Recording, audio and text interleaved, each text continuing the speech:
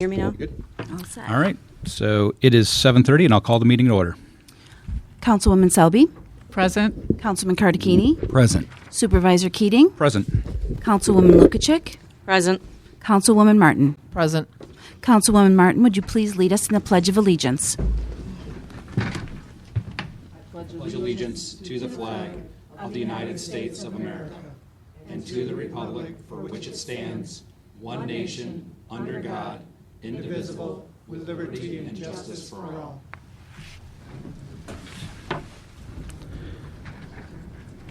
Okay. So tonight we don't have any other preliminary matters, so we'll move right on to our regular business. Item number one under the regular business is the correction and adoption of the minutes from the April 21st, 2021 Town Board meeting. And Councilwoman Lukacek, would you mind taking that item tonight? Yes, Mr. Supervisor Keating. I've had a chance to review the minutes from April 21st, 2021, and I found no edits required. I make a motion we approve the minutes from April 21st, 2021. I'll second. Councilwoman Selby, Yes. Councilman Cardicchini, Yes. Supervisor Keating, Yes. Councilwoman Lukacek, Yes. Councilwoman Martin. Yes. Motion carried. All right. Item number two under regular business is the consideration of all fund bills. Councilman Cardicchini. Thank you, Supervisor Keating. I had the opportunity to audit the fund bills, and I make a motion that we pay them in the amount of $34,439.01. I second. Councilwoman Selby, Yes. Councilman Cardicchini, Yes. Supervisor Keating, Yes. Councilwoman Lukacek, Yes. Councilwoman Martin. Yes. Motion carried. Okay, moving right along. Item number three tonight, we have two pieces of items for correspondence. The first one is the Erie County Sewer District number 3 draft for the April board minutes and presentation. I'd asked the town clerk to put this in here. There's actually some pretty big renovations and upgrades happening at the Erie County Sewer District. It's one of the other additional boards that I sit on. But this is available and will be out. It is out on the town website. It can kind of give you an idea of some of the renovations going on at the sewer district over there. Second item is the town's annual update document, sometimes referred to by the town board as the AUD. That's for the fiscal year, which ends on December 31st, 2020. That's been received and filed, and a copy of that will also be out on the town website. And that is all we have for correspondence. Item number 4 is new business. We have a big group of people tonight, so without further ado, item number 1 is all the requests. Each person can come up to the microphone. Is that microphone on, Sandy? Yes, it should be. Yes, okay. Yep, please come up to the microphone, state your name, your address, and each individual has 3 minutes. Good evening, town board members, supervisor, Hello, sir. highway superintendent. Tracy Hirsch, 8191 Cole Road, and we are here to discuss a proposed senior housing project at the corner of Hickory Meadows. So I've asked Jay to speak a little bit about it and any of the residents, whatever opinions they might have, like Tim and anybody else. Thank you, Jay. Here, you want it down a little? Here, good. I'm short. Okay. My name is Jay Pullman. I'm an attorney in Hamburg. My office is at 3990 McKinley Parkway in Blaisdell, right by the old McKinley Inn.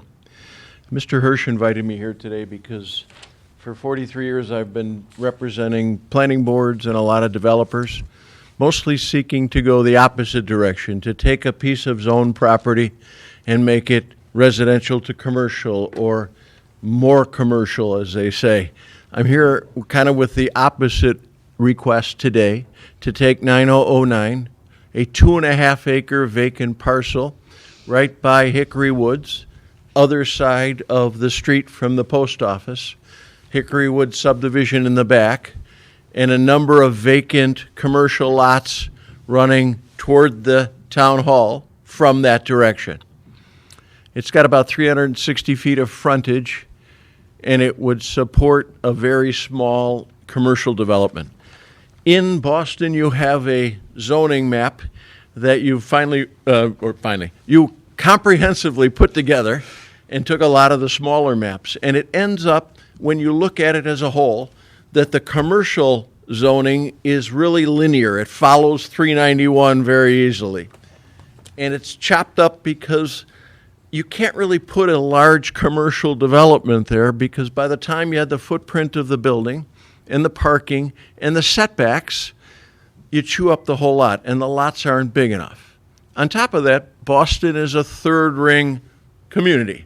People come here because they want to live where 7,900 people live, where there's 2,800 households, and they wish to have the open space and all that Boston has to offer. If I could get out of Orchard Park, I'd come to Boston. But it doesn't lend itself to a lot of commercial development because there aren't the rooftops and the dollars and the traffic to support retail operations. As I drove up and down the street, or rode my bike up and down, which I do often, you can see the number of properties that are vacant where folks in the past have tried to do something along those lines. If I might approach, I'd like to offer a couple zoning maps just so you could follow along.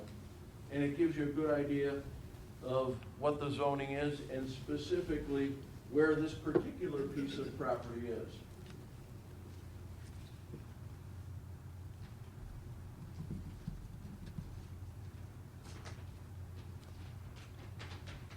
Hang on a second. Too much material. It's okay. May I approach? Yes, go ahead. Thank you.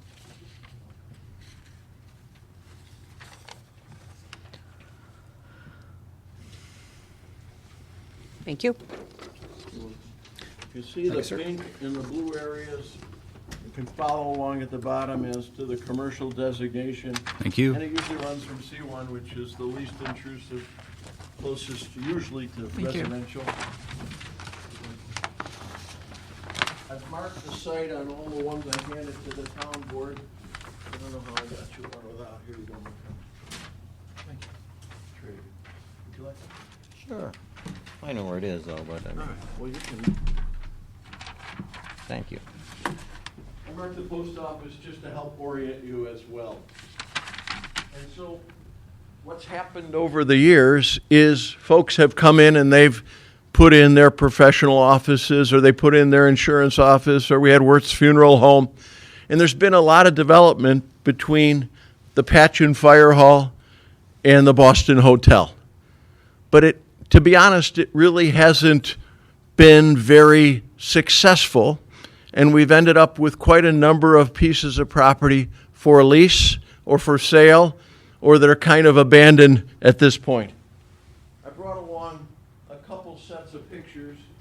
Just, I don't know why I'm showing you your own community, but I'm doing that just because I don't live here. You guys see it every day, I don't.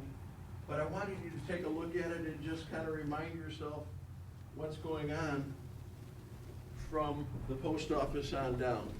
If you start one on this end, they're both the same kind of sets of photos. I didn't take a few of them. I didn't take Wirtz Funeral Home. Everybody knows where that was. But the fact remains that there's a lot of available C1 property that could be redeveloped, or there are vacant lots that are still existing along 391 that haven't been developed and won't be developed because of those issues with the amount of folks it takes to support those kinds of operations. You have wonderful doctors, you have insurance offices, you have Rucker, Three Girls Cafe, the gas station with the convenience store, things like that.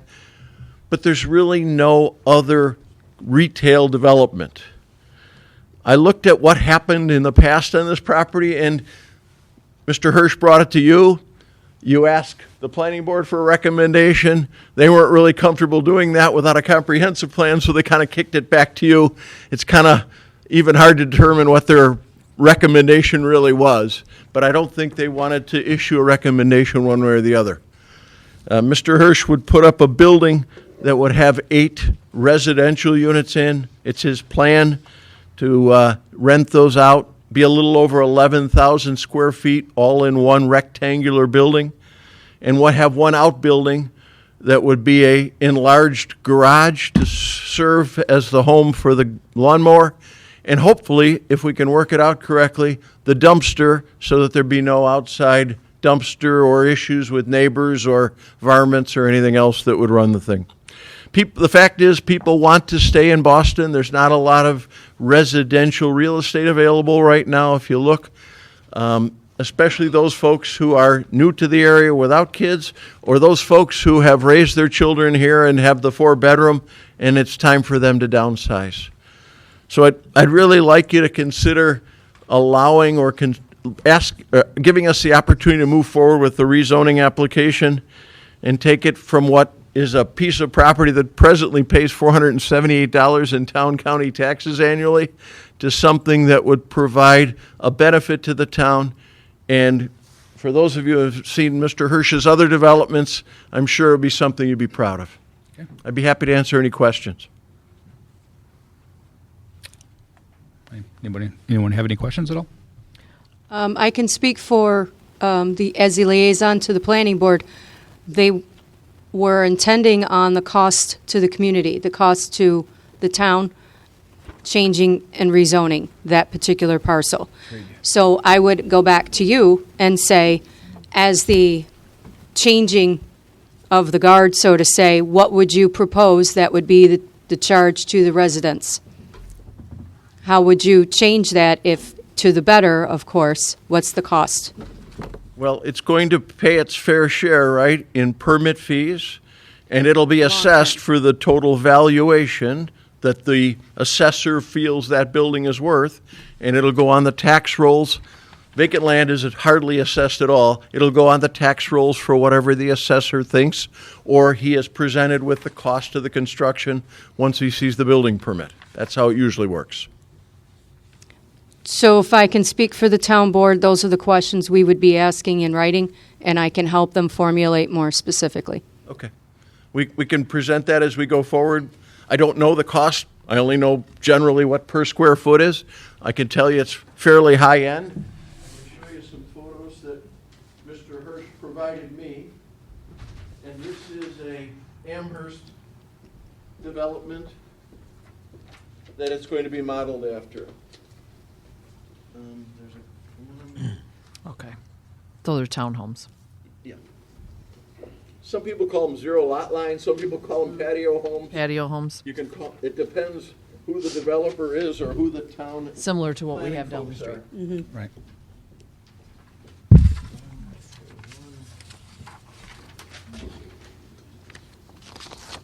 And this is between Hickory Meadows and Pin Oak? Right across from Emerald. Yep.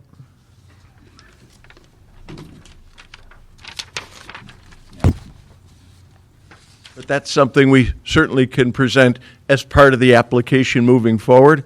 And of course, the planning board gets to kick it around and take a look at the site plan and everything that would go with that. So is this a rental property or Yes. is it, okay. Yeah. There'd be 8 So- units and they'd be rented out.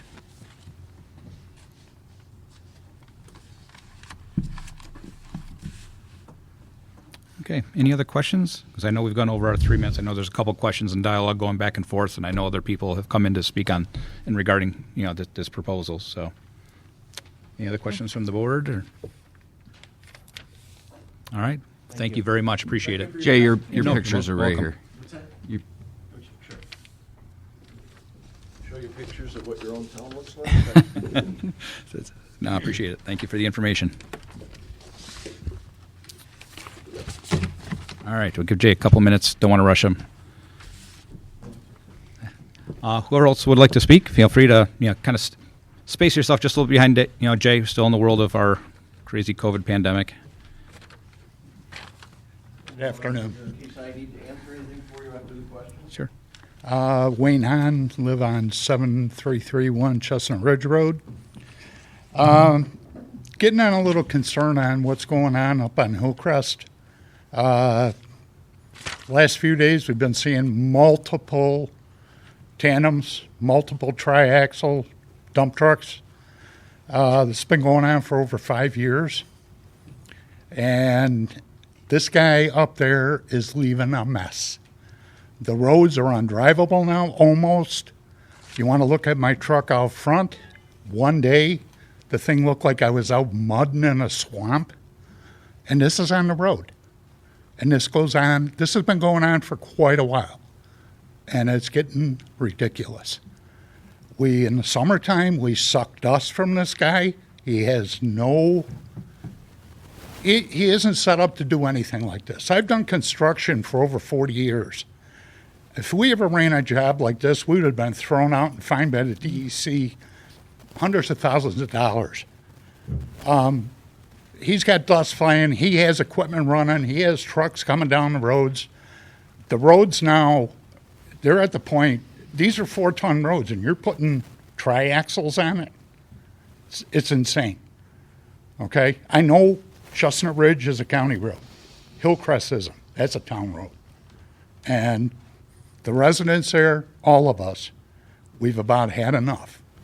And I understand everybody moved to Boston. I lived here 66 years. And the reason we stay in Boston is because we have a hunk of property, we own it, we can do things on our property. Okay, we don't get hassled by a lot of things. But 5 years, it took 3 years to build the trade centers. What's going on? We have no answers. We don't hear nothing from anybody. We get no writing. Is this guy getting inspections? The fill coming in, is anybody checking it for quality on the fill? Where's he getting it from? Is he going to create a love canal up here with this thing, doing 20-foot fills? I mean, come on. When we get a heavy rain, this thing's going to blow. And when it does, everybody in the bottom here is going to see this mud. And it's going to be a mess. And something has to get done. Either, give this guy a time frame, get his project done, but this playing around 5 years, no. I want my life back. I want to be able to sit on my back deck and enjoy my time frame with my wife without listening to him with his equipment running all day long. And I know there's time slots you can run your equipment. Okay, I understand. But like I said, I've done construction for 40 years. I'm talking Hillcrest. I've done construction 40 years. And you know what? There comes a time when you have to think about your next door neighbor. And I'm telling you right now, this guy doesn't care. He's only about himself. And like I said, I know there's a lot of people here that are behind me on this. And like I said, I've had enough. I'd like answers on what's going on. And I would like to know, like I said, there's a lot of things. There's no engineering on this.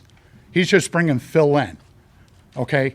And I understand it's private property, but even with this, with the amount of fill going on and the depths of fill, you just don't put dirt on top of the ground and expect it to stay. There has to be some form of engineering on it. Otherwise, this thing's going to slide. It already slid once on him 2 years ago. He lost it up there. And now he's redoing it again. And we can't have that. Like I said, the people down below, anybody on them ravines down there, it's a feeder to the 18-Mile Creek, and that isn't a good thing to have any kind of dirt he wants, wherever he's getting it from. We don't know. You got Pariso trucks hauling in. You got Pace trucks hauling in. You got multiple trucks hauling in. And we don't know where that's coming out of. You dig if somebody's reclaiming a sewer, redoing the sewer, are they bringing all the sewage up with the truck in the dirt because this is an easy way to get rid of it? And then 15, 20 years down the road, somebody comes in and they can't build because there's contamination down below this? We got to think a little bit in the town. Like I said, I've never had complaints with this town. Like I said, 66 years. Mm-hmm. I don't complain about the town. I like it. Everybody does things around here, and it's great. But this 5 years, 5+ years, I'll go. It's been more than 5+ years of daily trucking. And the worst of it is the roads are not cleaned. That's the biggest beef I got right now. And you know what? If he can afford to have all these trucks coming up there, then he can afford to go and get a truck or get a water truck, water wash the roads down, or get a hold of a skid steer and go out and broom the roads at the end of the day. That's what we had to do in construction. And it wasn't just once a day. We'd have to do it 10, 15 times a day just to make sure that the neighbors were happy. And I don't want to see this stuff pushed to the side of the road into somebody's lawn. That isn't fair. So like I said, I mean, there's just, you know, in my opinion, I mean, the town has to go up there and really look this thing over. And we need answers when this guy is going to finish. Okay? Yep. I mean, if you got questions for me, I'm all for it. If you want to talk to me more, I'm all for it. I'm nervous as heck right now. In 60 years, I've never had to do a damn thing like this in my life. No, And you're fine. I'm nervous about it, you know. I appreciate you bringing it to our attention, truly. Yeah. We've had a few I know Councilwoman Martin and a couple of others have had phone calls on this. I've spoken to 2 residents regarding this matter, so we're looking into it. You know, we are going to look at even our permit process. I can tell you that if you look back, I mean, it's a foilable document. I'm happy to share with you. It's a public record. We've approved the fill. So those are the things that we need Like to I take a look said, at. if you, but if anything, this guy should, when we open up ground on a project, it's a requirement by the DEC to put silt fence around, okay? Right. It's also a requirement to put hay bales in the ditch lines or silt fence in the ditch lines. There is none. Okay. And stuff like that. That stuff, that's where the problems, when you get away with little things, you're going to get away with big things. And, I'm not against improvements. He's taking a hill and he's making it flat. He's making it Chick-to-Wagga, if you want to say that. That's what he's doing. 20 acres, he's going to level it out, make it perfectly flat.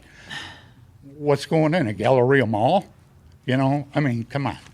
We got when you live in Boston, you accept the hills. This is what Mother Nature put here. So accept them. And if you got a hunk of property, if you don't like hills, go look for a piece of flat land. Come in the valley and buy a piece. Right. So, that's pretty much what I got for you guys. And, Thank you. We will certainly look into this. my definite concern on it. And thank you. Thank you. Thank you for Thank bringing you. it up.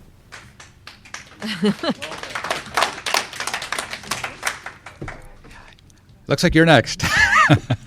You have the floor. Greg Hemans, 6550 Hillcrest.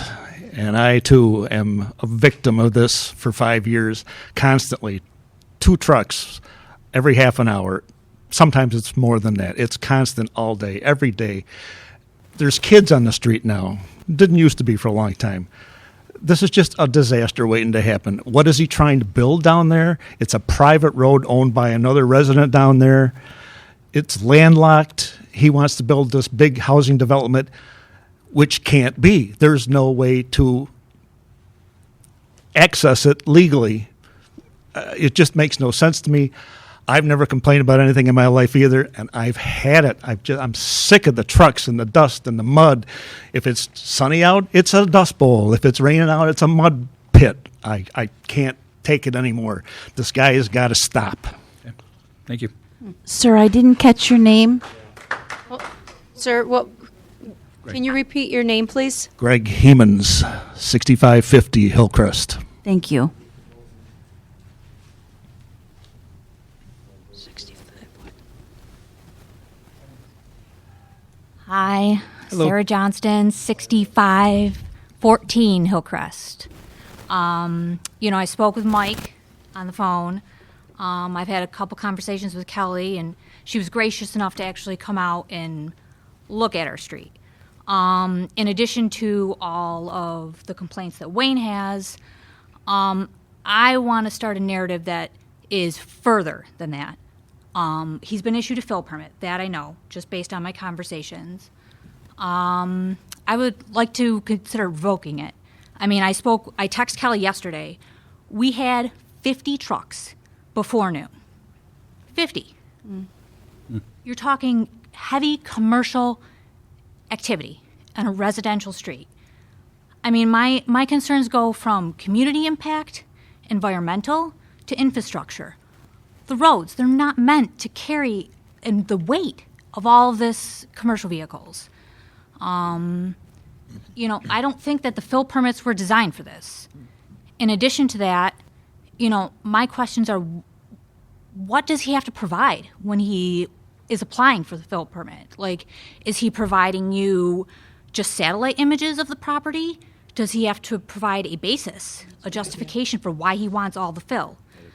That's a good idea. You know, I mean, we're talking, I cannot tell you the magnitude. We moved in 2014. This has been going on since we moved in, and prior to that. Think of that, 100, I mean, we've had 100 trucks one day, just one day. Think of all the fill, the tons and tons and tons of dirt that are being dumped at that property. Eventually, it's going to go somewhere. Has an engineer been out there to see if what he is doing is even properly done? I can tell you it's not. I mean, he's grading the property himself. So we listen to trucks from 7:30 in the morning, well through dinner, and then he's out there on all of his construction equipment until dark. You know, it's like over the weekend, we had wheelbarrow full of dirt that fell into the middle of the street. One of my neighbors brought his ATV with the wheelbarrow attached to the back, and we were scraping mud off the road because you couldn't even drive on it. And that's just the community impact. There are 11 children, 16 and under, that live on our street. These trucks, they operate with complete disregard for animals. There's 6 dogs, too, and children. Eventually, someone's going to get hurt. You know, and then you look at the environmental impact. What happens when this dirt slides? You know, there's a creek that runs through the back of all of our property. Someone on the opposite street got in trouble with the DEC because he was filling in the ravine.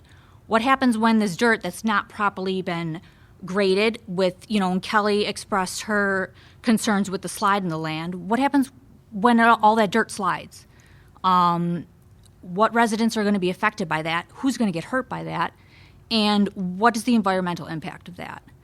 You know, and beyond the concerns and the complaining, you know, when we're applying for the fill permits, is there a building permit required? Because I thought originally that he had a permit. He does not. So why is he allowed to bring in all this fill if he doesn't even have a plan? You know, it's basically just a pipe dream. You know, as previously stated, he can't run utilities to that property without cutting through someone else's. And no one is giving him rights. So, I mean, it's just kind of seems like it's all for naught, so to speak. And that was, you know, I won't go because I know there's a lot of other people that came to speak too, but those were just, you know, my concerns and to kind of put a face to the person that's calling and leaving you voicemails. That's okay. No, thank you for coming. And one thing when we spoke, I misspoke on something, and I wanted to clarify that with you. I thought that we had to publish that, and we did not. So we did not publish that there was an application for a fill permit. Okay.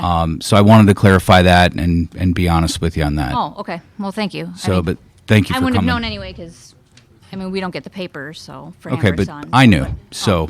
Well, thank you very much for clarifying. No problem. Yeah. Thank you very much. I'll show you what I saw.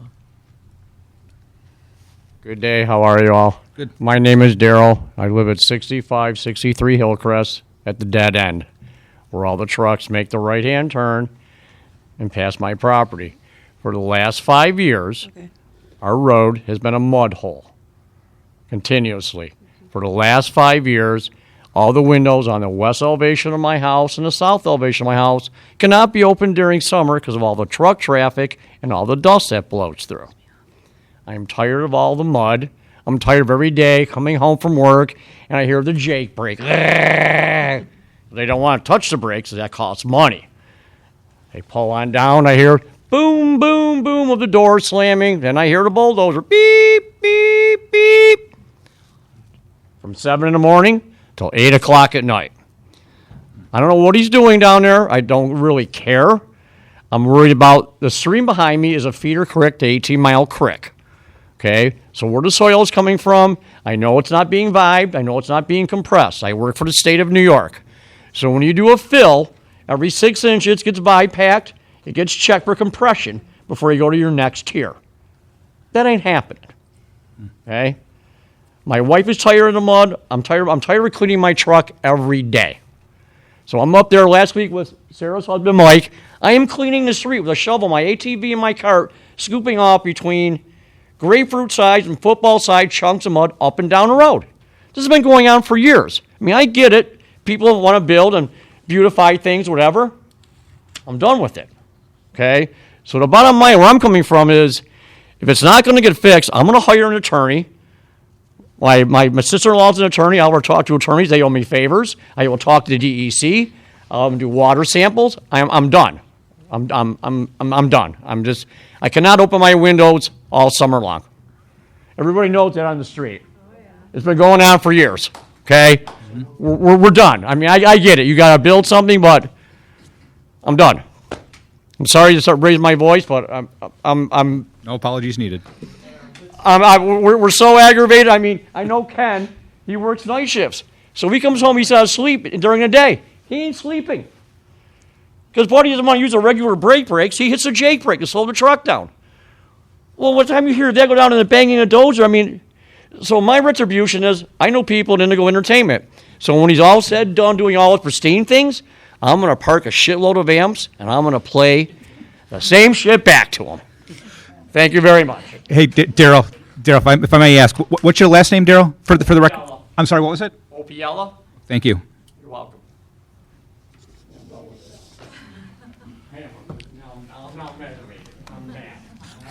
Ken Rukoff, 6553 Hillcrest Drive. Same problem as all these guys are having. I'm sick of the dirt on the road. I'm sick of the noise. 7:30 in the morning till it gets dark. I got 3 kids. I have a dog. It's a dead-end road, so you have to walk the kids up the road. And sometimes it looks like these dump trucks are qualifying because they're driving as fast as they can up the road and slamming on the brakes when they come down. I can't open up my windows. And like Daryl said, I work nights, so I got to try and jam some sleep in during the day, and that's not happening when you're hearing construction equipment and these trucks going up and down the hill. So just for consideration. All right. Thank you. Thank you. Thank you. Hey, I'm Gloria Hemans. The house that I have is 6565 Hillcrest, right next door to all this mess. Okay. I can't even go into my house down there to have the repairs done because we can't get down the road. So I've been staying at my mother-in-law's house at 6550. Sometimes they block the driveway. I cannot get in or out of the house. There's dogs in that neighborhood. I'm more concerned about the little kids. These guys don't give a crap about the kids. There's dust all over the place. I have 5 air purifiers, 5 of them going morning, noon, and night. And the filters have to be changed every other day. This is getting ridiculous. He's angry because my mother-in-law would not sell him a piece of property to add to his property. He won't even deal with me because I fight him every inch of the way. But I've had it. I have so had it that I've got to have 5 air purifiers going morning, noon, and night. I just had a dog at the vet because he couldn't breathe. $1,000 for medication. Can you imagine if that was a kid? Now, something's got to be done, and you're the government. You guys do something. You're supposed to work for the people. We're the people. Somebody's got to do this. Okay? All right. Are we understood? Yep. Absolutely. All right, then let's Thank do you. it. Okay?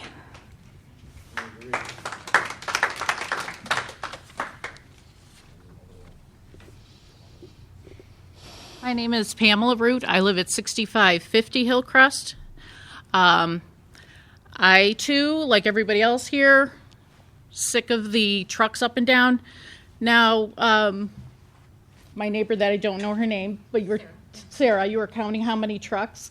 You don't get the impact of that short street. They're like lined up, like 3 of them waiting. And there's not that much room to get down that private road. And they've gotten stuck.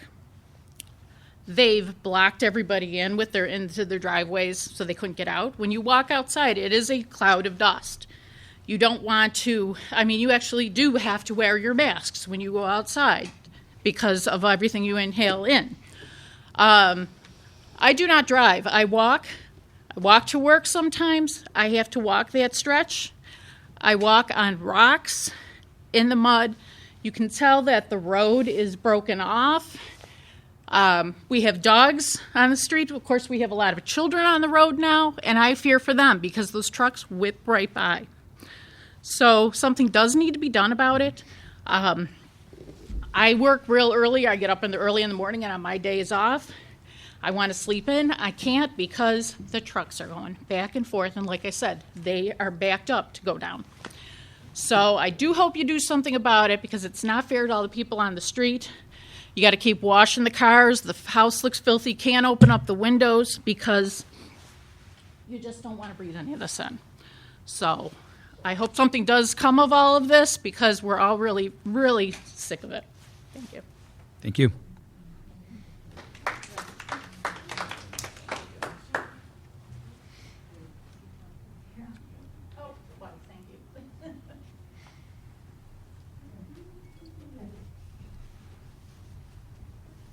Hi, Joan Soteric, 6498 Hillcrest. This is one of the kids that lives on the street. I, too, just had my cat at the vet, $1,000. He's got asthma. You don't understand. Everybody has tried to explain to you when you're trying to reside in your house, your quality of life is nothing. Trucks from 7:30 in the morning all day long. My car is parked right out front if you guys want to come and take a look at it. It's covered with mud. My driveway is covered with mud. I almost broke my ankle walking my dog.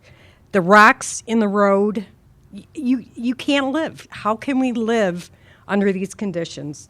Because of one individual that lives at the end of the street. God only knows what he's doing down there. What's in the air? What's in the soil? What are we breathing? I have COPD. My COPD medication's not even working anymore. I can't even walk upstairs because I'm out of breath all the time. My cat now, $100 a month for the medication for his asthma. All because I've been living on Hillcrest for 3.5 years, and nothing's being done about it. And I have no problem providing documentation that my cat was at the vet and just diagnosed with asthma or my COPD. But she can't, I'm afraid to let her out. She's got a fliker, she's got a scooter. The kids, they can't play.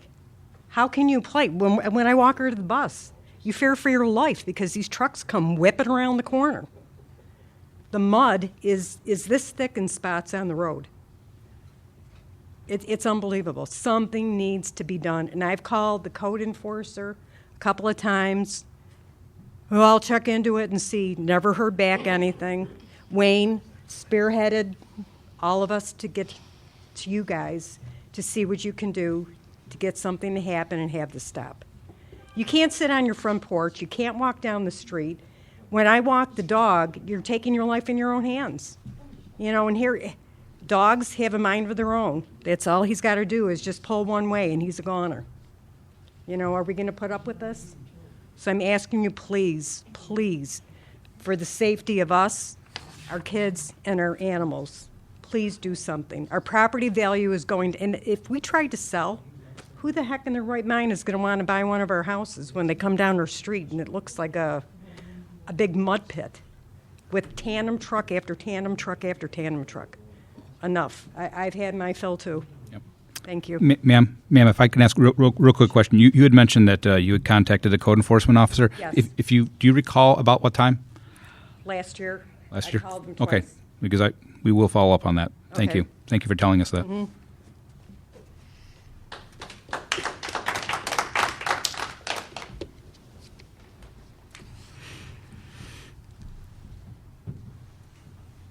Evening. Good evening. Ron Waite, 7287 Chestnut Ridge Road, corner of Hillcrest. I've lived there since 1961. I never dreamt that I would live next to Interstate 90. Okay? I have just everybody's voiced their complaints. I would like to ask a couple of questions. One, do these people have a permit to dump this? Two, what are they dumping? Three, where are they dumping? Four, has the New York State environmental people checked the dump site? Because that's a drainage from the top of the hill down in that area. So if you could answer those questions, sure. And all these people who have talked, send them a letter and answer those questions, I certainly would appreciate it. Okay. Well, Right. I can answer your questions right now, actually, for everybody that's here. So for the permit, yes, the town board. Sorry, I can't hear you. I don't No, hear very well. my apologies. Is that better? Can you hear me okay now? Go ahead. Okay. So for the permit, yes, the town board did approve a permit for the fill. As far as like where it's coming from, et cetera, that is not indicated on the permit.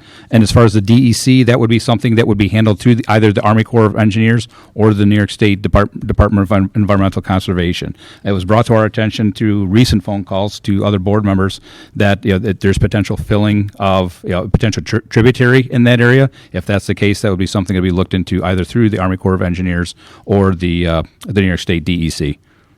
My biggest concern really is I sit on my kitchen window, and I've retired. I'm 84 years old, and I retired 2 years ago. And I watch these little elementary kids waiting on the corner of Hillcrest to board their bus in the morning or to exit their bus in the afternoon.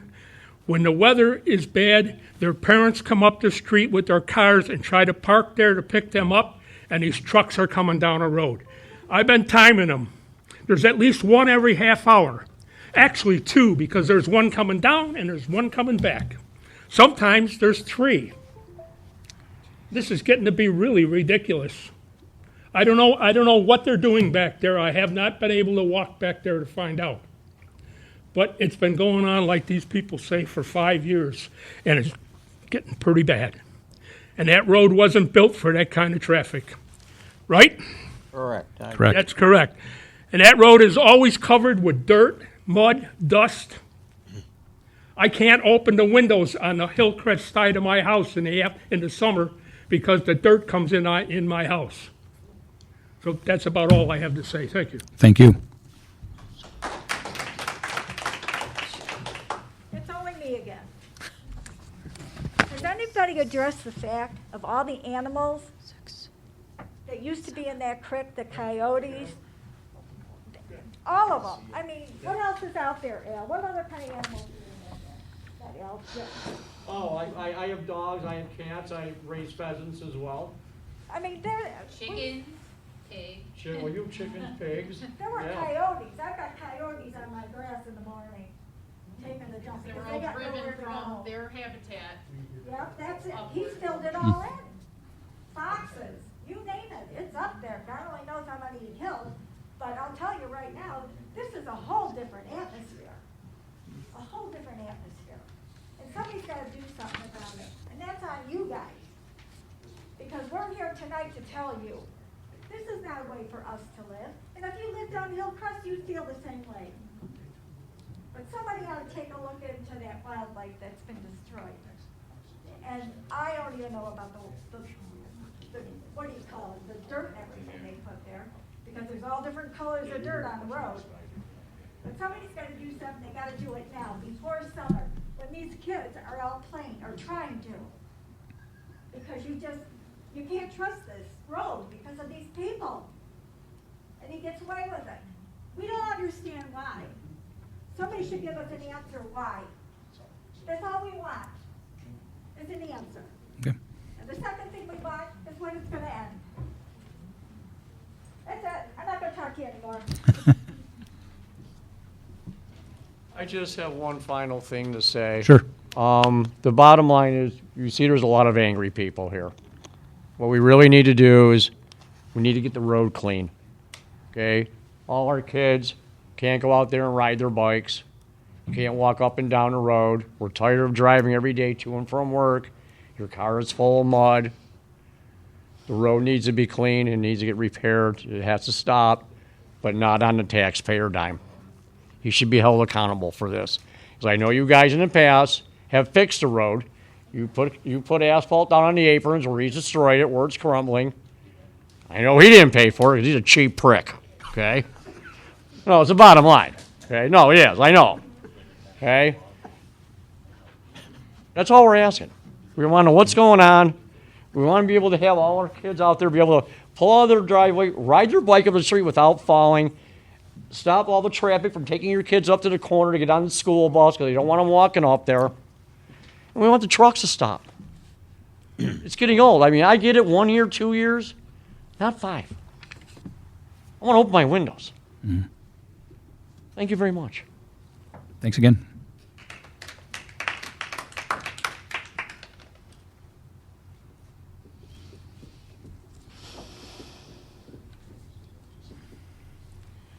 Well, I wasn't fast enough coming here. Is this on? Yes. I want to go back to our first issue here. My name is Sue Gentile.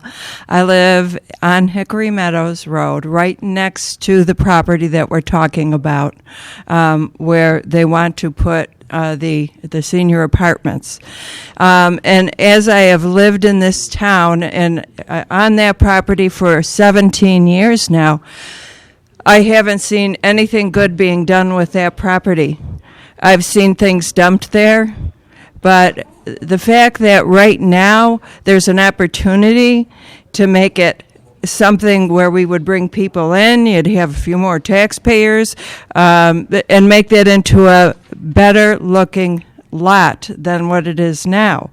And it doesn't make sense to me that a business would build there, because we have too many businesses that have failed here in Boston.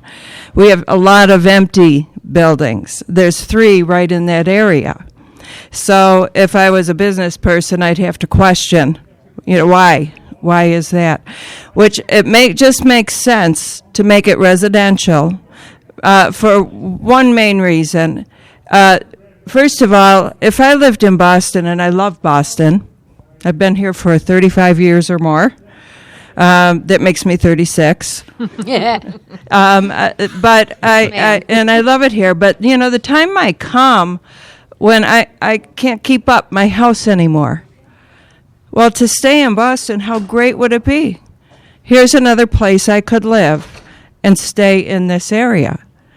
So I'm just thinking overall, and being right next to that property, to me it makes a lot of sense. If you have somebody now willing to build something there that would make this town a whole lot more beautiful. And I'm listening to what's going on here, and more beautiful is what we need, obviously.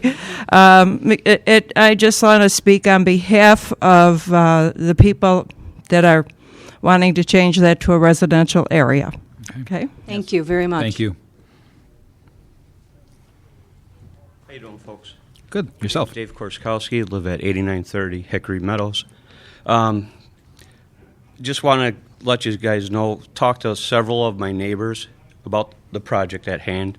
We're very excited that it could happen, as opposed to a just an empty lot, or possibly a business that we don't need on the corner of our nice development that's over there. So Tracy was nice enough to approach us with a site plan, pictures, get the community involved into it. So I just want to let you know, on behalf of probably 6 people that I talked to right on Hickory Meadows, that we're in support of it.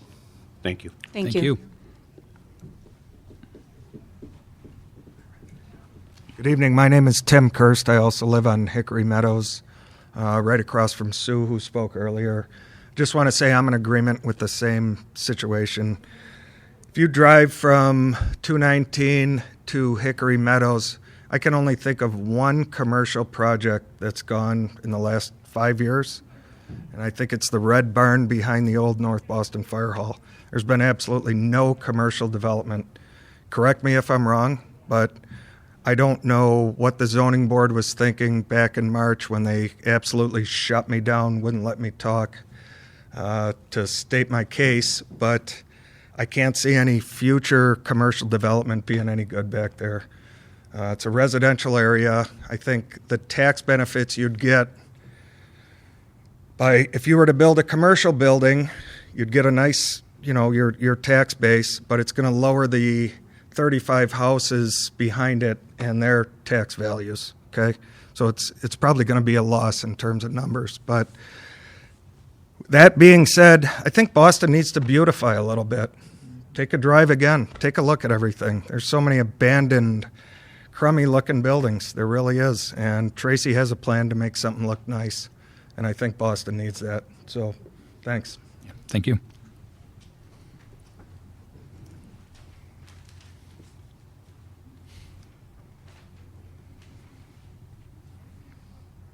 Hi, Carolyn Cebulski, 7400 Chestnut Ridge Road. Referring back to the tandem trucks, I do live on a stretch further south than the street that we're talking about, but we have to travel that road back and forth. It is true, it is a mud fest, especially even today. Just tracks of mud. Now they're heading north. There was a time that they were coming up the hill, and then when you head down the hill, you would run into the mud tracks again. But it's terrible to listen to these people, and for the length of time. I mean, we've been there. So to take you back, 2009 we had to get a permit from the county, which included the ability for our logger to come up the road because it was a 4-ton limit, and he was very worried about that. It had a time limit on the permit. So my question to you is there not a end-all to this, like they were questioning?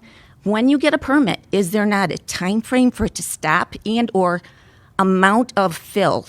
Granted, it's a fill permit, but is there only so much tonnage that can be delivered per permit?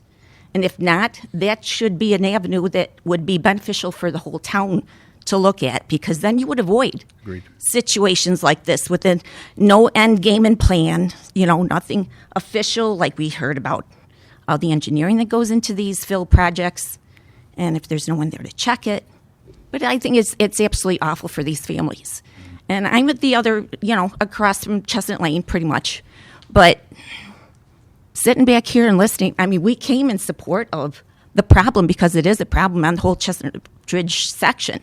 You don't even, by the time you get to Serpentine, things calm down, but then you're still looking at the road structure. Can it handle that whole, like you said, the weight of the truck plus the weight of the fill multiple times within hours of itself? It just doesn't seem like it makes too much sense for the ruination of the infrastructure for one gentleman's project. So, Mrs. Cebulski, I have a question for you. Yes. What time do the trucks usually start? I'm only aware during the daytime when I work morning and I have longer days sometimes. But on the weekends and on Fridays, when they came from the bottom of the hill, anywhere from early morning through supper time. Okay. Second question. Your son-in-law, Damon, used to work for me. And I just want to know if I can park in your driveway tomorrow morning and just I'd like to witness the whole thing that everybody's been talking about. Okay, so as far as I know, they're coming from the north down. So you would be parked at Serpentine to catch them. Yep. Okay. So I could park at that corner. I figured that's probably where they're coming from because there have been other years, like literally they come up and while the angle, the steepness, they'd leave a lot here on the curve on 391 entrance. And then just as things come up, flying off the top if it's dry. We've had, moments of just junk in the road. Yeah. Dirt. Okay. Thank you. If I may, one of the issues that we discussed tonight early in the agenda review process that we have every meeting was clarifying some things on the fill permit and the process for people to get that. Okay. So just so you're aware that that is something that we're discussing. In terms of limiting and renewal and in terms of how the they're whole doing things? the whole package. Okay. I think if we're going to grant a fill permit, it should be more than the application process. It should be what is it for, define the project, and Right. allow us to make an informed decision. Right. If I could speak on behalf of the board, I feel quite flat-footed when it comes to this issue because you have the process, and the process has been established in this case for decades. So you have a resident who owns a parcel of private property that is going through the process of, getting the fill permit, which a lot of people don't. And you look at this permit, it's filled out, it's correct, and you approve it.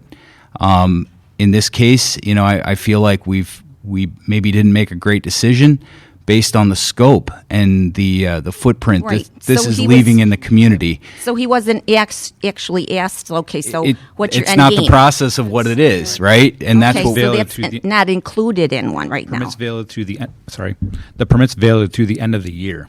So Okay, so every year he got a Councilman renewal? I'm sorry. Every year he got a renewal? Yes. Last year or 2 years ago, that was the last permit. We just recently approved one this year. It was recently approved, and that would go to the end of the year. I believe he was without one last year. Right. That was 2 years ago. That was the last. What he decided to do, even if he didn't have one, I mean, it sounds like this has been going on for quite some time. So Yeah. Yeah. So Right. So what in terms of fines, say the people live on the street could prove he was working without a permit. What fines that's up to you, but what fines would he be presented with? Is it enough to stop him from continuing? that would be up to our code enforcement officer. $20,000? I mean, what code, if what does any, it were take? even right? Beginning of the road? Essentially, it's depending on what codes, if any, were even broken. Okay. Truthfully, because if we don't have a code to enforce, yeah, it doesn't give us a lot of a kind of like Councilman Cardacchini was saying, like our permit. There was a lot of lessons learned here on this. It's been going on for 5 years.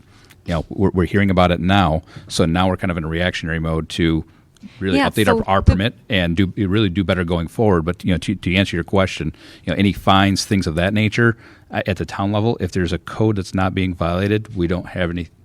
You can't really enforce something when it doesn't exist. So that's where there's the component, as I spoke earlier, where the New York State DEC, Army Corps of Engineers, there's other entities we can get into. I mean, our highway superintendent, the highway superintendent has his own independent powers because he's the highway superintendent. So under highway law, he is a highway superintendent who is responsible for the roads and right of ways. The town board doesn't even have any statutory authority over the roads for some of those matters. So you let it trickle down, and everybody will know. So we'll work what collaboratively transpired to today. try to address this. Yes. And so then I have a question back to you. Since just sitting back here listening, there's been quite a few complaints, and have they not been followed up on? It doesn't really sound like they were given a just answer. As far as the complaints the tonight? complaints that were phone calls in to people. It just happened. Yeah, It that just happened within a happened, week. not even last year. So when they're saying that this has been going on for 5 years, I can tell you. the first we've I mean, heard of it. board minutes and Okay. all, they're all recorded. They're public information. At least I'm speaking for myself. I will not speak for the board members, but I agree with what the comments that were just made. It's the first we're hearing of this. So Okay. I mean, now it's time for us to do our jobs and Right. The fill form, the perception is that this particular resident took advantage of the fill form. It is not in my reading of the form, and I filled them out before for my property. I live in wetlands. I got approval from Army Corps engineer, right? But it's out of the scope of the fill form from my perception, so I'm going to be tagging our town attorney, but I would like a cease and desist until we understand what the heck is going on.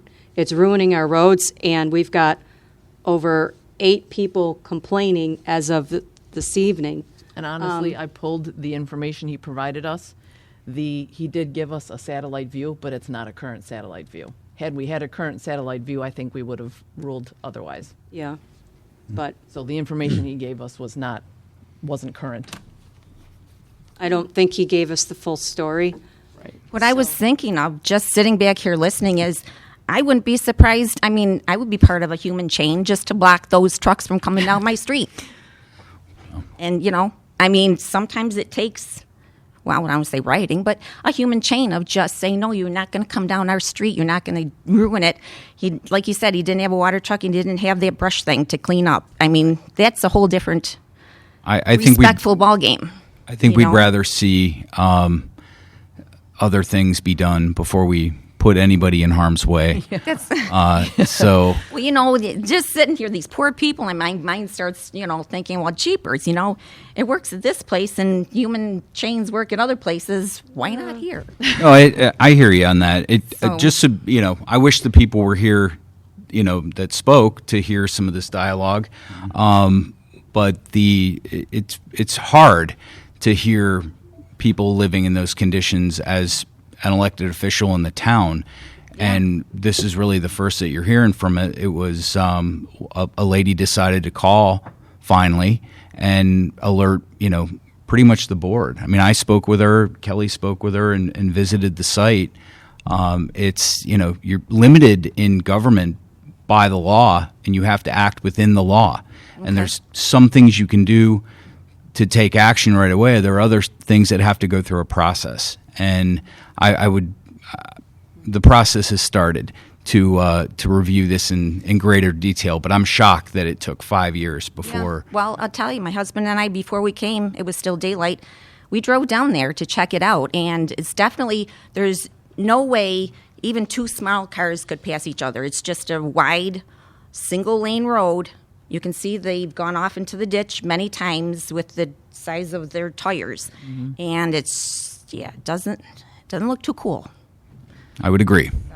Thank you for the information.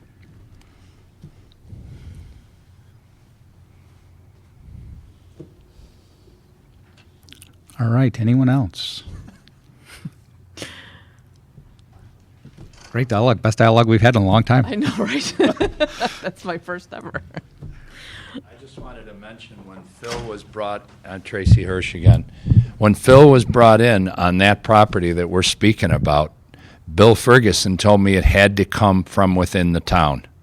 So that Phil that we Right brought over onto 9009 Boston State Road came from within the town in order for me to bring that Phil in. Good to know. Those were the terms of that Phil permit. Just speaking on that. I couldn't, it was not trucked in from out of the area. So, FYI.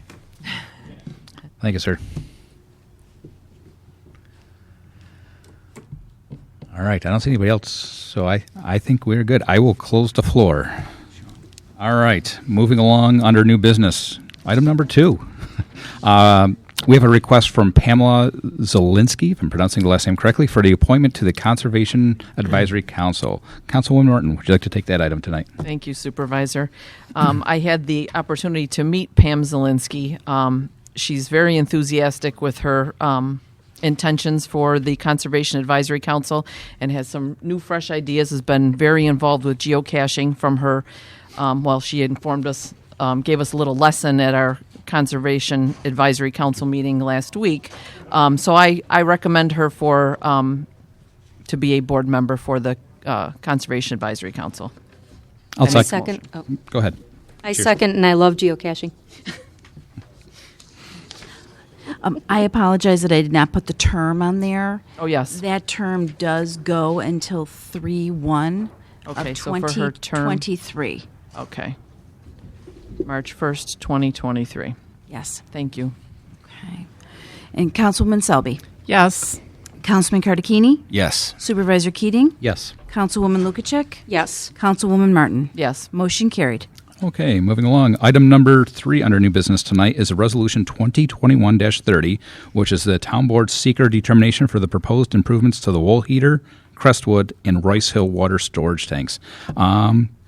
Councilwoman Selby, would you mind taking that item tonight? Yes, thank you, Mr. Supervisor. I'd like to make a motion to approve Resolution number 2021-30 for the Town Board to have seeker determination for the proposed improvements for Woolhider, Crestwood, and Rice Hill water tanks. This is the first step in the process to get these much-needed repairs done for the water tanks. I'll second. Councilwoman Selby? Yes. Councilman Cardicchini, Yes. Supervisor Keating, Yes. Councilwoman Lukacic, Yes. Councilwoman Martin. Yes. Motion carried. All right, we have no old business tonight, so we'll move on to reports and presentations. And Highway Superintendent, you have the floor. Yes. Why do they call it the Rice Hill water tank when it's on Zimmerman Road? Just a question. I've always wondered that. Ask Lisa. Always wondered. I just wondered. Other than that, brush pickup started on Monday, and we'll do every road in Boston once. And please, no dirt balls and stumps set in the end of because it doesn't chip dirt, so no dirt balls, and they must be stacked neatly. There's some piles in town that are an absolutely mess, and the guys aren't going to pick them up, so we're going to have problems. But and then we already got people calling that we picked up the road, and they want to know if we're going to pick it up again. And I said we won't be back till September. And I explained to them about the general fund paying us to pick up the brush. Would anybody like to clarify that on the record for me to let people know that it's a general fund charge, and the general fund pays the highway department for... Anybody want to clarify that? Sure. Any brush collection is not a statutory duty of the Highway Department, and it is a charge to the general fund. There you go. Correct. So that's what I explained to people. But then my next question would be then, at the last board meeting, why did they transfer money from my highway fund accounts and put it in another highway fund account when it wasn't the highway fund account that was overcharged? It was a general fund account, A8989-400. That's the brush count, brush and leaves. So they took money out of my road repairs and the winter plowing and all my winter counts and put it in the DB 5140 account, which is the account that is for mowing shoulders and cutting trees that are on the right-of-way. That account isn't for picking up brush and leaves. That's just for road work right-of-way. So I think if I could speak. Go ahead. I know it's a little bit confusing because you're shortfalled because it wasn't funded from the general fund. However, when one highway fund is deficient, and to make it whole, you have to take where there's extra money from another. But it's not that account that's overdrawn. It was the general fund account, A8989, which gets charged for that. It's like, what's the point of even putting money in that account if it doesn't do anything for the highway department? You know that. Is right or wrong? I think what we have to do is look at maybe updating that. Well, they did it the last 2 years in a row, and it's totally wrong. And I got an opinion from the Association of Town and the state controller, and it says that it is illegal to take highway money to pay off a general fund account. And 2 years in a row, we've had that problem. So if it's roadside maintenance, that is a highway charge. Like, for an example, the most recent voucher. Picking up brush and leaves. If I can speak, the most recent charge that went in there was charged under the boots account, and that took that line item over. That's roadside maintenance, and the town board has the administrative authority to move. We have the final determination on where that money goes. So if that is a valid charge for roadside maintenance, it shouldn't be going under like the boots account. Okay. 2 minutes ago, you just told me that picking up brush and leaves is a general fund charge. You explained that. But if you're so doing, now all of a you're sudden, doing 2 seconds later, you're changing your story. Because it's a different function. No, it isn't. It's a function of picking up brush and leaves. It's the exact same function. You're clearing a right of way. It's in the right of way. It's a highway. So why do you pay me anything then? All the brush and stuff they put out by the road is in the right of way. It's like the garbage. You put it out by the road, but the highway department don't pick it up. Because brush is being taken off of private property, hauled to the curbside in the right of way, and that is why it's charged that way. That's totally wrong. It's totally wrong. Then why do you even pay us the money to pick up brush and leaves? Why does it get charged? You just told me it gets charged to the general fund charge. But that for brush and leaf collection, yes, because leaves come off of private property, put curbside. But if there's a tree within the right of way and as considered as highway maintenance, that is correct. Charge. If the tree is on the highway right of way and we cut it down, that is correct. Yep. We don't charge the 8989 account. Correct. This is just brush that people put out from their private property and leaves from their private property. It's nothing from the road. But if a bill comes in, let's say for an example from tree care, that is not brush and leaf collection. That's very well true. That's because the tree comes from the road right of way. Correct. And that's the road right-of-way account, the DB account. The A89 account is the general fund account, which pays us to pick up brush that people bring out to the road. and leaves that people bring out to the road. That's the account that's always overdrawn. I can, we can certainly take a look at the charges and all, but again, if it's a task that is handled to clear the right of way or the line of sight, then those funds would be coming out of the highway fund. But I agree You're 100%. also correct. Where if Jason Keating rakes his yard or has brush from his property, I haul it to there. That is a general fund charge because that is Correct. collection from the highway. I agree, department. correct. Yes. Okay. Other than that, all I had is the roller. We talked about that earlier. We got to get our numbers together and get the contract numbers in for we can order possibly by the next meeting. Okay. Other than that, that's all I have tonight. All right. Thank you very much, Councilwoman Selby. Thank you. I just would like to say that I've been working with Labella, had a meeting this afternoon regarding some drainage issues, again, on Sunset, trying to figure out the source of that. I'm hopeful that we can, again, work with our grant writer to make that drainage plan work for us. On another note, I think we're all probably a little overwhelmed today about this Hillcrest, and I'm really hopeful that we can work together to make a resolution for the citizens up there, the residents. It's just really over the top, and it caught me totally by surprise. I had no idea. So I feel your pain, and I hope we can really do something quickly for you guys. That's all I have. All right. Thank you very much. Councilman Cardicchini, you have the floor. Thank you, Supervisor Keating. Had the pleasure to attend the Boston Colden Chiefs meeting last week with Supervisor Keating. It was our first meeting in person in some time, and it was tremendous to get together with everybody and talk about some of the issues. We had a guest from the county who spoke, and it was very informative. That meeting really spread out. None of us have been together for a long time, so it was a pretty lengthy meeting, and the spirit of it was quite good. Also wanted to mention that the sign for the Patchen Fire Company that was approved is installed. It's coming along. It looks great. And I'd like to take a moment to thank the residents that came from Hillcrest. Everybody left when we had some dialogue with a resident, and the thing is that as an elected official, you can only do a certain amount within the scope of the law. But it was very encouraging to see people come forward. It was very disappointing to me that this has gone on for such a long period of time and nobody had brought it to the board's attention except for you. And you took the time to call and engage with Kelly and myself. It is something that it was tremendous to have that many people at one of our board meetings. Typically, they're 30 minutes max in and out. But it's also because, we're used to running the town in a good way. So this is the first meeting I've ever had in 3.5 years that people came out and spoke well about the issues that they're facing. And it's hard to hear as somebody in this position that this has occurred for such a long period of time. Rest assured, we will be looking into it and seeing, we have to operate within the scope of the law. I told you that on the phone. One of the most frustrating things in government is you can't just unilaterally make a decision about something, one way or the other. You have to go through the process, and we all know that government can be it takes time to do. But I did want to take the time to thank the people that came out and spoke, very respectfully, expressed things very concisely, and it certainly did not fall on deaf ears. That's all I have tonight. All right, thank you. Well said. Councilwoman Lukacek, you have the floor. Thank you, Mr. Supervisor.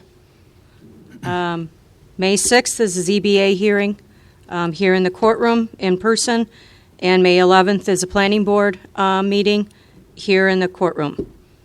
Regarding the Hillcrest, it was enlightening to hear all of the individuals that came, and I thank them for their time and to come here and speak their minds. I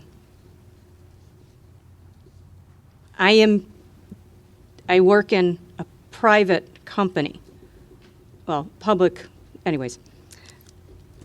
And I'm used to being able to say, time out, hold on, you deceived me by filling out a form, but you didn't give me the whole story. Right? And you are, what I heard, is you're creating a public safety issue. So I'm asking our sheriff, he's here tonight, if you could look into this, we would be grateful. And I am asking the town board if we can do something about that particular fill form property as soon as possible before a child gets hurt.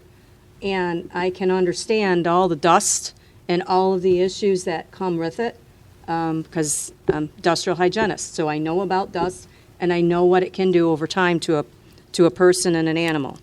I believe the person filled out the fill form because he anticipated issues from his neighbors. So I have a feeling that he purposely deceived his town government. And I don't like that. That's not why I fill out the form. So that's all I have to say about that. All right, thank you. Councilwoman Martin, you have the floor.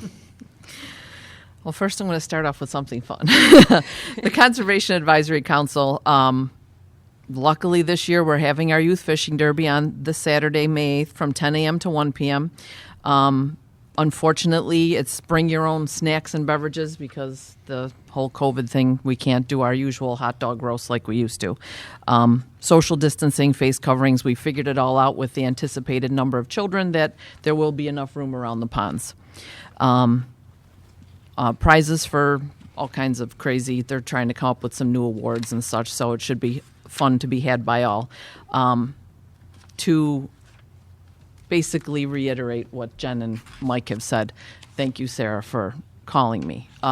Definitely, we don't want being involved in government. We're always looking out for the best interests of our residents, and we want our quality of life to be happy and equal. And I'm totally floored that it's been going on this long and no one's come forward. I wished it would have happened sooner because I don't think he would have been given this permit. We would have definitely looked into the background a little bit further. And like Jen said, it seems like he took advantage of the way the permit's drawn in the documentation he was required. He definitely did not give us what we needed to make an informed decision. So as a board, this is the first time we've had to deal with something like this, so it may take us just a couple of days, but we're definitely going to address it as soon as we possibly can. We're all going to be working on it, so thank you, and that's all I do have. All right, thank you very much. Madam Clerk, you have the floor. Thank you, Mr. Supervisor. Tomorrow, Thursday, May 6th, the Connect Life Blood Drive is in the community room from 2 to 7 p.m. If you would like to donate tomorrow, there may still be availability for that, so log on to connectlife.org to schedule an appointment. And Kelly already mentioned the fishing derby, so we're good there. And on Saturday, May 15th, from 7 a.m. till 2 p.m., St. John the Baptist Roman Catholic Church is having a rummage sale. So, and from what I understand from that is if you would like to reserve a space, the number of the gentleman, his name is Dave, and the number is 941-6189, and leave a message for him. So that should be hopefully a nice outing for anyone who is interested in that. And I just wanted to say, I want to thank everyone that came out tonight. I know it's not in my place. I'm not on the town board, but this is really an important part of how the town works and how important the residents in this town are. I know a lot of you because I collect the taxes, and I'm glad that you came out tonight to be heard. Okay. That's all I have. Thank you. Thank you. All right, I just have a couple of things. I wish the fishing derby could be back to what it usually is. I miss the days of being on the Conservation Advisory Council and anticipating all the kids coming out, and so it's a great event. But it's I think 50 degrees on Saturday, cloudy, so the fish should be biting, technically speaking, on fishing terms. So we'll see. Actually, Councilman Cardicchini is not always the case. As I'm going to say, he's a fishing expert, so I'm just got have to divert to the, go over to the subject matter expert there. Yeah, again, the one piece of information, and I guess we'll draw some attention to this, is the Erie County Sewer District number 3 correspondence that's in the board packet tonight. There's a lot of work that's being done. From the town of Boston, we're served by that district, and they recently put in a station just down by McKinley almost 2 years ago now. And but anyway, the main station that's over by the beach, over by the Ford plant, has actually had quite a few upgrades in the past, but needs many more. They're called screws. It's what lifts. I'll just leave it at water. It's what lifts the water up, depending on the level. That's how much it actually pulls up. But the screws have actually broken. The old infrastructure is so old they actually are custom creating the veins in that corkscrew setup because manufacturers can't either A, create it, or sadly due to the COVID pandemic, there's either a backlog from vendors from the 3 organizations that are out there in the country, or we're not even receiving bids. Actually, I say we, but I sit on that board too.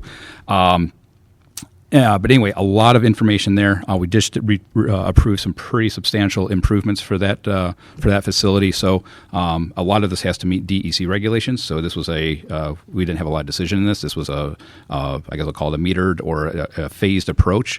And so that's why a lot of these things are going in. But I wanted to make sure everyone in our community knew that was something that was being worked on. There's a little bit of a blurb at the last board meeting. I caught it out on social media, but I just wanted to speak to it. At the next town board meeting, the town board is going to be having Waste Management in to talk to us about, it's called At Your Door Service. This is a mechanism that we're looking at right now. There's been some talk about it, and I just wanted to clear the air of any questions or concerns or whatever else might be out there. The At Your Door service is a mechanism or a service that Waste Management will provide that will essentially provide the ability for residents in the town of Boston that are with Waste Management to pick up light bulbs, batteries, household hazardous waste, electronics, e-waste. So instead of signing up for the county events, getting into that block of, let's say, 300 to 400 individuals, then going in, waiting in line for the 10, 15 minutes, whatever it is. It's a much better process than what it was in the past. But that 10, 15 minutes, now you're calling an 800 number, scheduling the, if you will, appointment to have a packet sent to your house. You set the date and time based off of your schedule, whatever works best for you, and a box truck from Waste Management will show up at your property, back up to your driveway, and you leave either if you buy a new TV, you leave it at your garage door or the front door of your house, hence the At Your Door service. They haul it away. Done. So you're not taking it to Best Buy. You're not taking it somewhere else. You're not paying let's say, I don't know, average street prices from Best Buy. Last I heard was about $30 to get rid of a TV at Best Buy. But anyway, the town board will be hearing about the service. We'll have the pricing for the residents, and we'll pass that information along. Like I said, there's been some discussion about this behind the scenes. I will admit it's been behind the scenes because we don't have all the information yet to present. I just want to clear the air. I know we have the Hamburg Sun here. I want to kind of clear the air of that. It did hit the Springville Journal last week as well, so there's been some questions, again, because Boston was named. It's right now, the 3 municipalities are looking at kind of kicking this off potentially. Again, nothing that, no decisions have been made, but the 3 that are working on this is Boston, Colden, and then Holland. Springville is also possibly going to be lumped into that, but that's, again, what was in Springville Journal's article, generated some calls, and that's what I have for you. If you Google search or go to YouTube and look at Waste Management At Your Door service, there's a nice little video out there that explains the service, all the different items that can be collected, and what I can say right now, I don't have numbers, but for the price point, I think it's a safe, responsible way, environmentally friendly way to collect batteries, light bulbs, and all these other things that we traditionally either have to take. Let's say if I change the oil in my snowblower or my lawnmower, I'm taking it down to whoever I bought my oil from or one of our local shops here in town. Now it can just be collected at my house. It's safe. They provide the labels. It's a really nice system. So more information coming on that, but I just wanted to kind of clear the air of that tonight. Happy Mother's Day to all the moms out there this weekend. It's Mother's Day weekend, so happy Mother's Day to all the moms out there. And then, again, for all the residents that came out tonight, as Councilman Cardicchini said, it's been 3.5 years that we've, a lot of us have been on the board, others a little bit shorter, but just our terms are. We haven't had this kind of a response yet since I've been here as a supervisor. I've had that as a councilman a while back. it's good to know that the public's comfortable coming in, and I'm very happy to even say that, because that's the type of community we try to, represent and work with. So when Councilman Cartacchini and the other board members, had made these remarks, yes, we will look into this. There was a lot of lessons learned on the permit process. The permit was something that has existed. It is what it is for many years. It has not been revised, updated, etc. Until now. Until now. Everybody can thank him. Lessons learned. It will be better. I think everyone that spoke tonight has all of our words on. I'm not going to speak for everybody. That's not who I am. The board knows that. But I will say that this board we will look into this, and we take this to heart. So thank you for bringing this to our attention. I do wish it was brought to our attention truly earlier, because now that we know, something we can act on. And I guess it is what it is. If we lived over there, we might have even experienced that ourselves and been saying, hey, what's going on?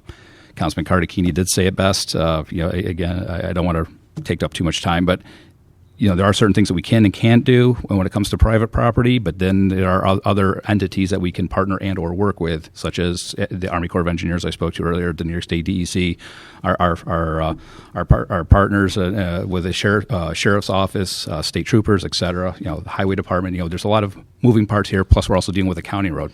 I could reach out to the commissioner for Erie County Highway and reach out see what his experience is from his crew chiefs or his superintendents for those respective barns in that area. So kind of a lot of moving pieces. That's where when we say it might take a little bit of time. We got to do some outreach here, bring all the stakeholders to the table, and really come up with a solution and fix this problem, because it definitely sounds like a problem. So we'll go from there. My office is always open, and I know all the other board members say the same thing. Please feel free to reach out to us anytime. We're open. We're here for you. So thank you. Without further ado, it's almost 9 o'clock. It's 8:55. I will make a motion to end the meeting. I'll second. Councilwoman Selby? Yes. Councilman Cartacchini? Yes. Supervisor Keating? Yes. Councilwoman Lukacic? Yes. Councilwoman Martin? Yes. Motion carried. Meeting adjourned.